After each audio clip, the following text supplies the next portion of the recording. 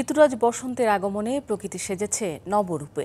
শীতের জরাজীর্ণতাকে পেছনে ফেলে গোপালগঞ্জে পলাশ ফুলের রঙিন পাপড়িতে প্রকৃতি এখন নতুন সাজে। যদিও চারপাশ রাঙানো বসন্তের রূপকন্যা পলাশ ফুল এখন বিলুপ্তপ্রায়।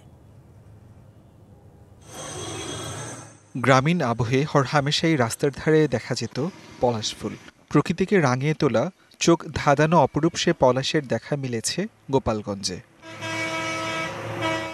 প্রকৃতির এই অপরূপ রঙের সাজ দেখে যেন চোখ জুড়িয়ে যায়। পাখির কলকাকলিতে বসন্তের অপরূপ সৌন্দর্যে মুগ্ধ হয়ে ডাকে আপন সুরে।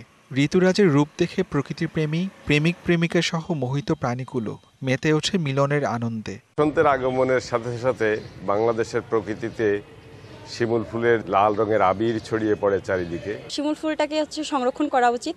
এটার মাধ্যমে আমাদের মধ্যে ফাগুনের যে একটা দোলা, এটা আমরা পাই।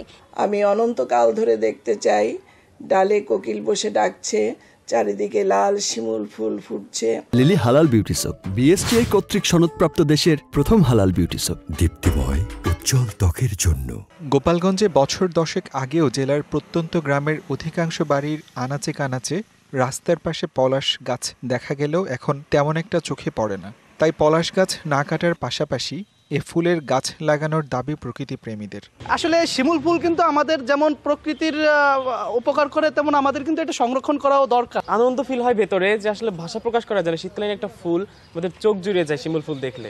আধুনিকতার নগরায়নের ছোঁয়ায় পলাশ গাছ কেটে ফেলায় আর বীজ বপন না করায় এসব গাছের অস্তিত্ব এখন হুমকির মুখে। এই গাছটা আস্তে আস্তে ধ্বংস হয়ে যাচ্ছে নানান কারণে। আসলে টিকে থাকার জন্য যে গাছের যে শক্তিশালী গাছ যেগুলো থাকে সেগুলো টিকে থাকে, আর এই গাছগুলো খুবই নরম হয়, ঝড় আসলেই সাধারণত এই গাছটা আগে ভাঙে।